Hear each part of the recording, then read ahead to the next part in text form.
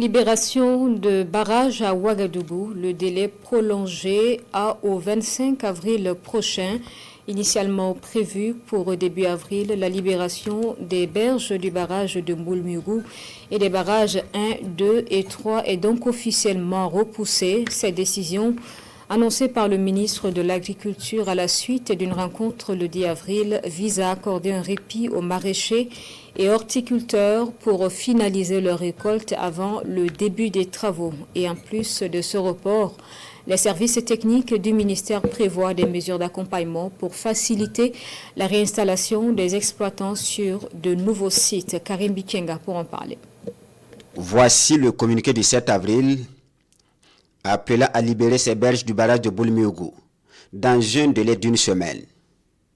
Il vaut pour les maraîchers et les horticulteurs installés aux abords des barrages numéro 1, 2 et 3. Mais depuis ce 10 avril, les délais ont évolué. La date butoir pour libérer les emprises des barrages est repoussée au 25 avril prochain. C'est la conclusion de cette rencontre entre le ministère en charge de l'agriculture, l'agence de l'eau du Nakambe et la délégation spéciale de la commune de Ouagadougou. Les maraîchers, les acteurs même avaient demandé de prolonger d'une semaine et les autorités ont été assez sensibles et nous ont instruit d'atteindre jusqu'au 25 de ce mois pour les permettre de faire les récoltes et ne pas avoir trop de désagréments envers ces maraîchers-là. Éviter autant que possible les désagréments. Réunir toutes les conditions pour un dénouement heureux.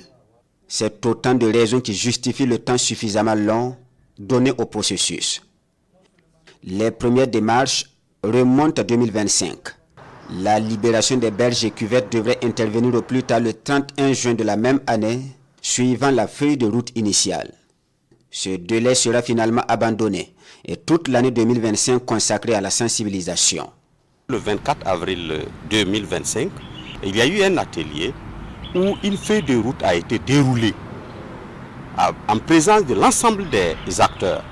À l'issue de cette feuille de route, il était inscrit qu'à partir du 31 juin 2025, tous les maraîchers et l'ensemble des acteurs devaient libérer complètement les emprises. Également, je pense que le 11 juillet, il y a eu un autre atelier où il y a eu un entretien avec tous les maraîchers, les acteurs, et pour dérouler l'accompagnement qu'il faut envers eux.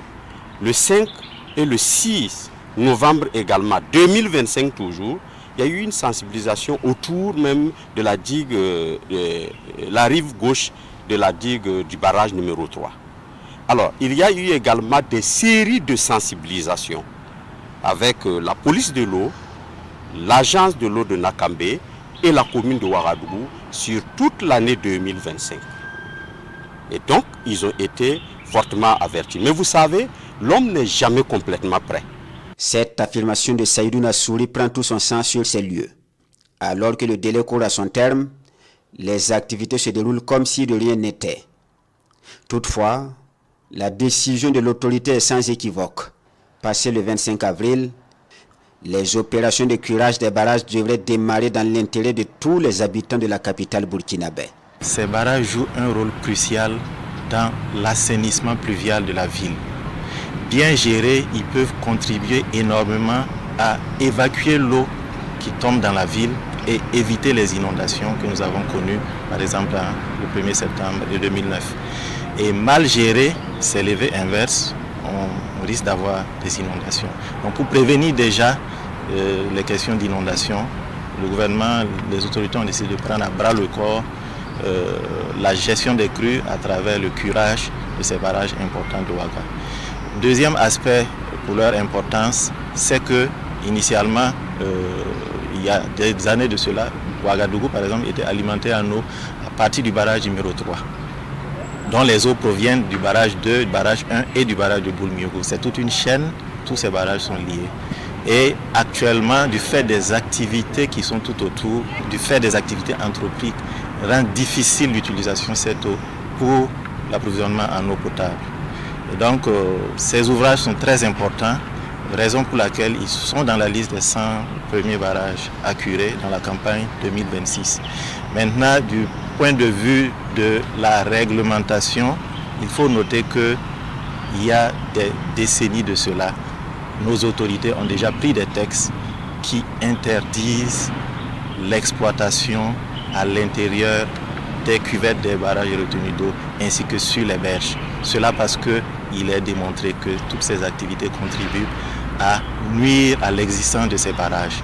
L'exploitation des berges, tout comme les cuvettes des barrages, constitue alors une infraction au regard des textes en vigueur.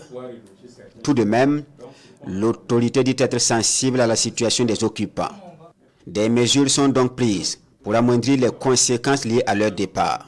Nous avons fortement échangé avec la commune de Ouagadougou qui a effectivement montré vraiment la présence de plusieurs centaines d'hectares au niveau de la bande verte qui peuvent être aménagés pour permettre vraiment la relocalisation de ces acteurs-là.